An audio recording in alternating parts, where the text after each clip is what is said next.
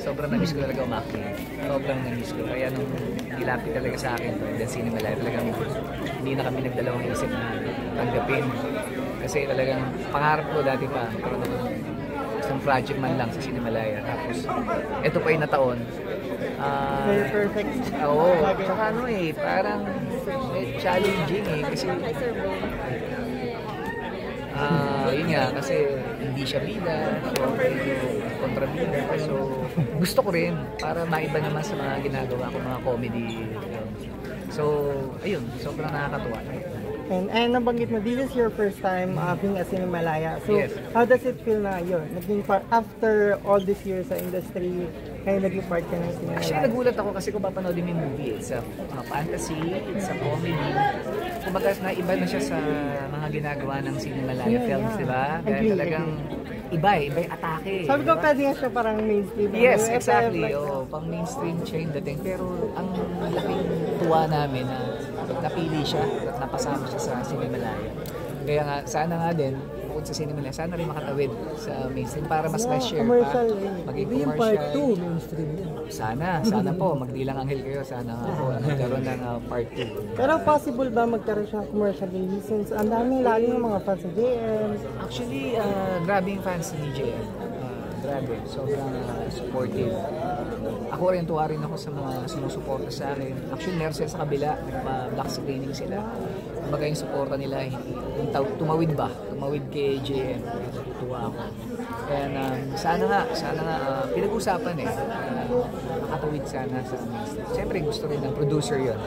Pero para din kasi siyempre, ang Cinemalaya, alam mo, sayang nga dahil ang gaganda ng mga pelikula ng Cinemalaya tapos meron lang silang araw lang.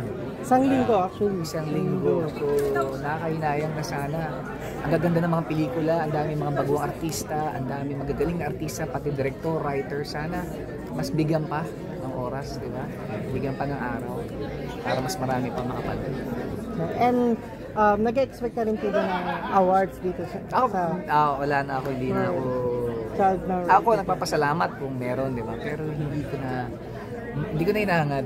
Basta ako mabigay ko lang yung best ko sa lahat ng mga ginagawa kong proyekto. Yeah. And ano po yung gusto mo makuha ng taong message sa character niya po dito as boy ka na and also sa story? Siguro yung sino yung mga nakikilala mo, yung matagal mong kasama, yun ang paniwalaan mo. Kasi iba kwento lang di ba? Meron kayo idolo, meron nangangako sa'yo, iba-iba pero hindi mo naman nakakilala. Sa huli magsisisi ka. Pag niniwala mo superhero pero sa totoong buhay bida kontrabida ka dito. Wala pala. Yes po, kaya po natutuwa po ako sa akin character. Kaya yung mas malapit sa buhay mo, tulad ng nanay mo, mga magulang mo, yun ang mas mahalin mo kasi yung kilala mo mula bata. Diba?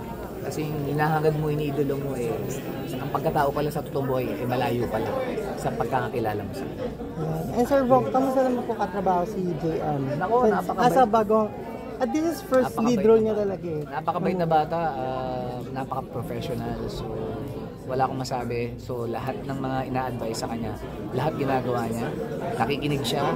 Tsaka mukhang mahaba ang pisi at magiging buhay sa artista ng bata. Nakikita niyo rin po ba si JM like parang future as comedy star din? Oo, kasi may timing sa comedy Oo. Pag galing ng mga sagutan niyo.